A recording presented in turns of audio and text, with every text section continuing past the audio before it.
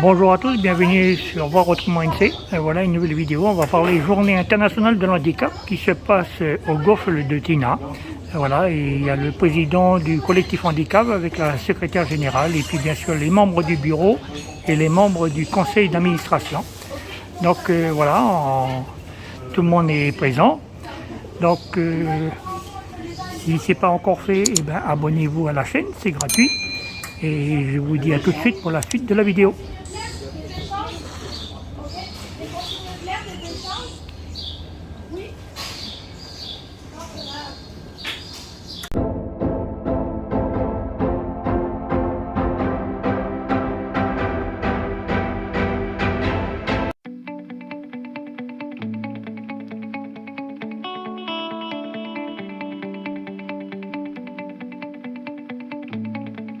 À part entière, ont toute leur place dans une société inclusive. Vous savez que je mets un point d'honneur à faire en sorte que nos 1000 travailleurs en situation de handicap, selon les derniers chiffres, soient un jour assurés d'être le bon profil pour être engagés. Avant de laisser la parole à M. Thierry Santard, je tiens à remercier l'équipe du bureau pour leur implication et également à l'équipe administrative pour cette organisation. Merci. Bravo.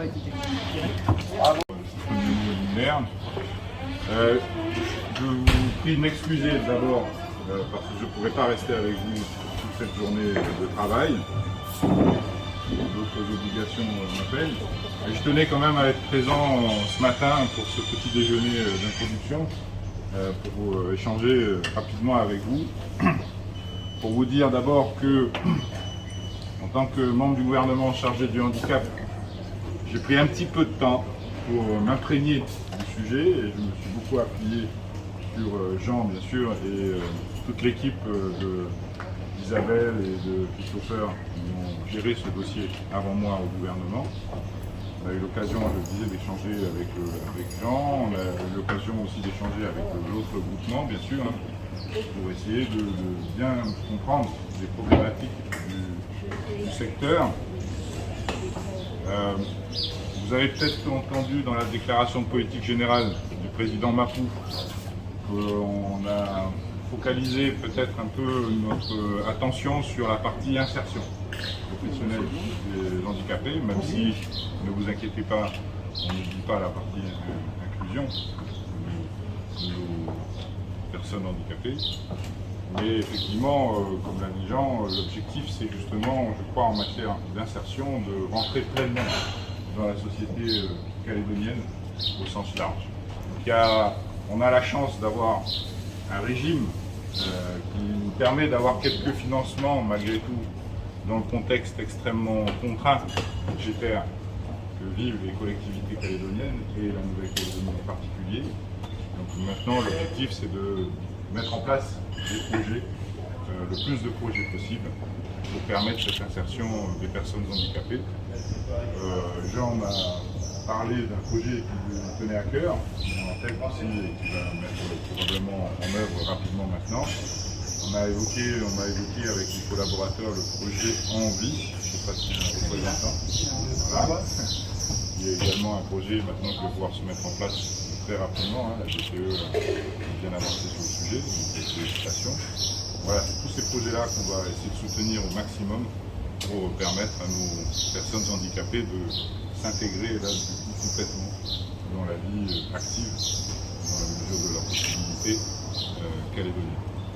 Donc je ne pourrai pas assister à vos ateliers, mais je serai bien sûr très attentif aux propositions qui sortiront de ces ateliers. Il y aura une synthèse bien sûr qui sera faite, qui nous sera transmise. Je m'engage devant vous à essayer de mettre en œuvre au maximum, en fonction des possibilités et des moyens dont nous disposons, des différentes propositions que vous formulez. Donc, félicitations à vous, félicitations à votre engagement. Heureusement que vous êtes là. D'une certaine manière, peut-être vous palliez, d'une certaine manière, une absence du service public, peut-être, même très certainement. Et grâce à vous, on a un mouvement associatif très actif ici en Nouvelle-Calédonie qui se préoccupe véritablement de nos personnes handicapées. engagement et je ferai ce que je peux dans les fonctions qui seront les miennes pour vous accompagner au maximum face aux différentes difficultés que vous devez rencontrer, parce qu'il y en a, on les connaît, on a conscience. Cette journée internationale est un symbole pour le monde associatif pour le handicap. Et je suis heureux qu'ici en Nouvelle-Calédonie, encore une fois, on ait cette force de l'associatif de porter tous ces sujets et de faire toutes ces propositions au bénéfice des personnes en situation de handicap. Donc, merci à tous, merci beaucoup. Bons travaux dans vos ateliers. J'attends avec impatience le retour de ces propositions. Merci. Merci Thierry. Il faut 10 minutes voilà, de questions-réponses, s'il y a des questions qui... Pour la VH et en particulier pour Maryse Salin.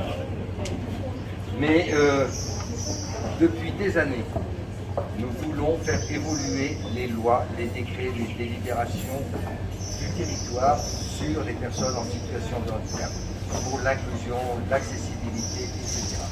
Et depuis des années, nous attendons. Et nous attendons toujours. Je crois qu'il serait simple de faire un guichet unique. Il serait simple, et je suis l'exemple même, et il y en a d'autres, que des personnes qui étaient handicapées sont devenues dépendantes. Si je ne suis plus handicapé, je suis dépendant maintenant. Et ça, ce sont des aberrations administratives. Et je crois qu'avec le collectif, on devrait travailler là-dessus. On devrait essayer de simplifier les choses et pas que ce soit de l'administratif et surtout ne plus attendre. Parce que c'est ce que nous faisons depuis des années. Le schéma directeur est toujours placé verticalement et je trouve ça dommage. La deuxième chose, et il y a une autre association qui est là, c'est pour les personnes sourdes et muettes.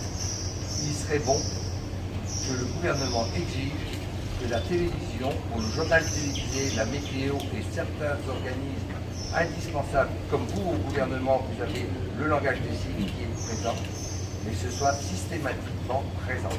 Ça, c'est une demande, voilà. Non, alors elle vient de Koumak. Koumak Nouméa, l'association de Koumak, elle n'a pas d'argent, elle finance sur son budget propre.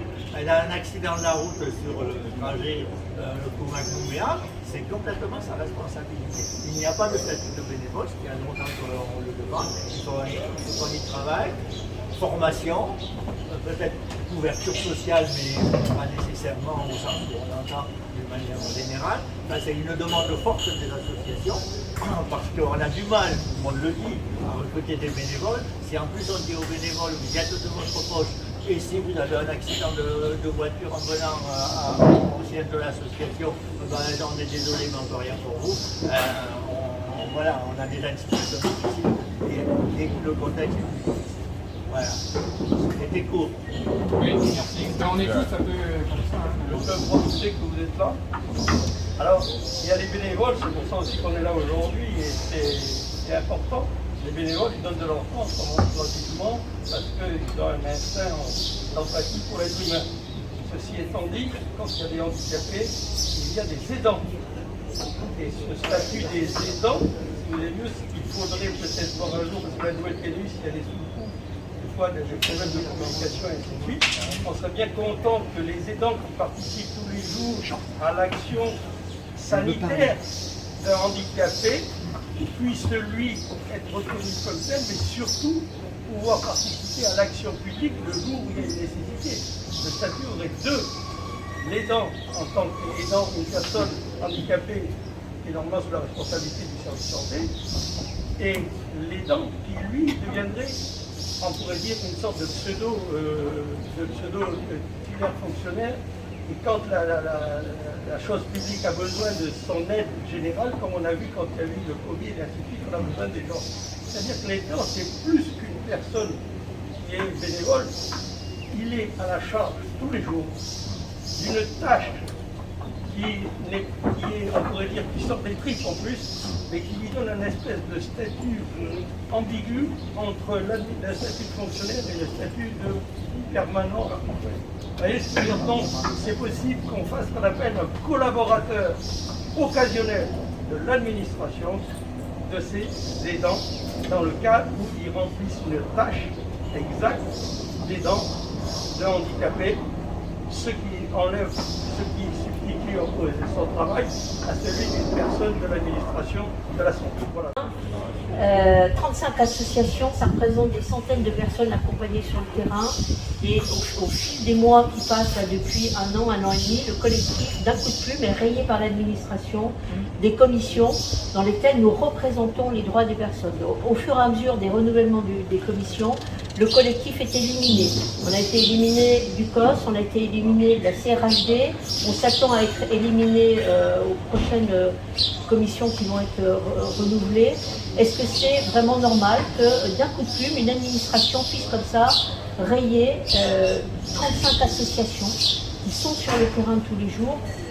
Je pense qu'Alain, je voudrais rebondir sur ce qu'il a dit, à parler du statut des bénévoles. Moi, j'irai plus loin. Sur ce secteur, qui est probablement un des rares secteurs du pays dans lequel finalement ce sont des associations, donc des citoyens qui gèrent sur le terrain tous les dispositifs, il n'y a aucune exception. Il n'y a pas un seul dispositif, pas une seule association qui ne soit pas gérée par des bénévoles, qu'on puisse ne pas participer à la construction du secteur de manière officielle. Franchement, ça nous paraît invraisemblable. On est dans le surréalisme. Et là, pire encore, en fait, on est en train de nous éliminer au fur et à mesure de toutes les commissions. Voilà. Avec des propositions concrètes que vous pouvez faire, des exemples très concrets, on attend justement ces retours d'informations et ces propositions pour ensuite les étudier et les mettre en œuvre si on en a la possibilité. N'hésitez pas.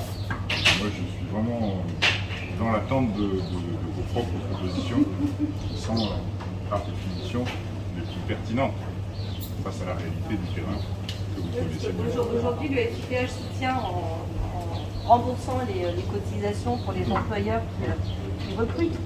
Mais avant le recrutement, il y a l'insertion. Là, on parle d'emploi, mais on a énormément de travailleurs en situation de handicap qui ont besoin d'insertion avant d'arriver à l'emploi. C'est pour ça que le genre de structure comme celle que vous allez mettre en place, c'est le genre en tête, ce sont ces structures-là qui vont permettre peut-être d'améliorer cette insertion préalable à l'emploi véritable.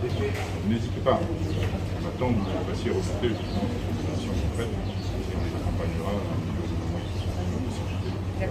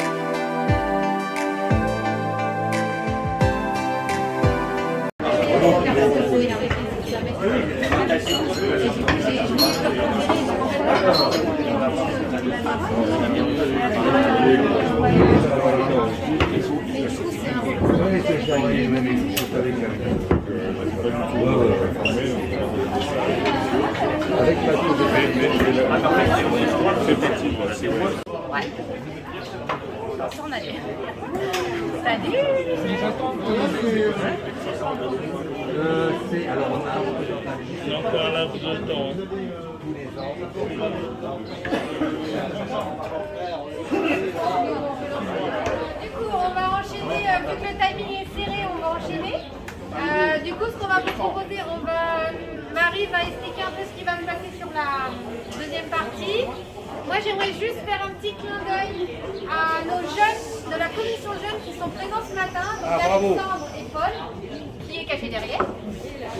Parce qu'aujourd'hui, nous venons d'officialiser la vidéo de présentation de la commission jeune du collectif handicap, qui a été envoyée par mail à tous les membres et qui sera diffusée sur notre page Facebook à 11h, si je ne dis pas de bêtises. C'est ça, Henriette? C'est ça. Donc je veux juste les mettre en avant parce qu'ils ont réalisé la vidéo seule entièrement de A à Z. C'est eux qui ont tout géré, le contenu, la réalisation, et qui ont même contacté l'APS pour la traduction LSF. Donc faut le reconnaître, ils ont fait un super taf. Donc j'espère que vous diffuserez cette fameuse vidéo au plus grand nombre. On compte sur vous. Un peu. Et je laisse la parole à Marie. Et merci d'être là en fait, quand même. Merci à tous. Du coup, moi je suis là parce que Morgane m'a appelé, m'a demandé si il était possible pour ce matin d'organiser un atelier d'intelligence collective. Et donc j'ai accepté avec plaisir. On va travailler ce matin sur le régime de protection sociale en faveur des personnes en situation de handicap. Et du coup, on va faire deux grands ateliers pour recueillir des propositions d'actions dont Morgane pourra se saisir pour ensuite les formuler plus précisément auprès des institutions.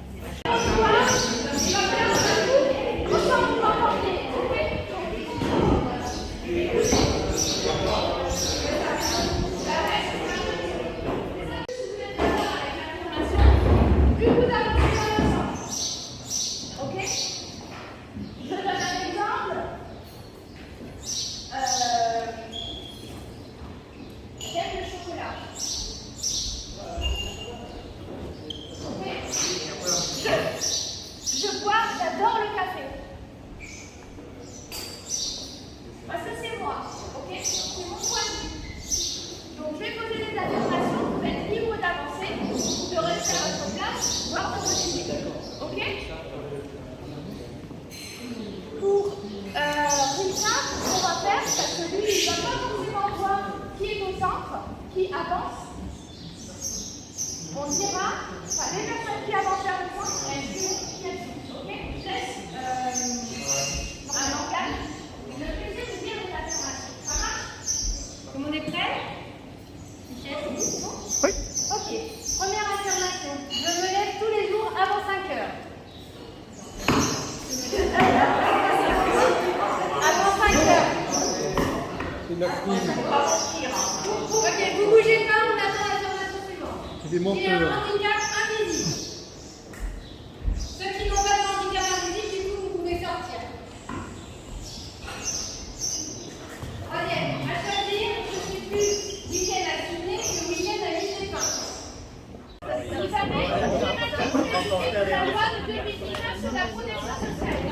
Vous avez tous une thématique différente. Ça passera pour le groupe d'après. Enfin, non, c'est pour le groupe d'après. C'est là dedans. Avant de commencer, parce que j'ai précisé la consigne, mais cette Morgane précise bien la définition. Vous avez apporté pas mal d'idées, mais la définition exacte de ce que c'est que la protection sociale.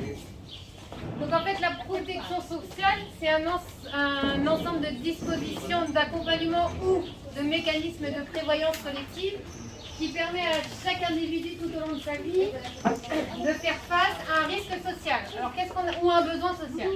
Alors qu'est-ce qu'on appelle un risque ou un besoin social? Ça va être donc tout ce qui touche à l'emploi, comme le chômage par exemple, la maladie professionnelle, on va voir la famille avec tout ce qui va toucher aux allocations familiales.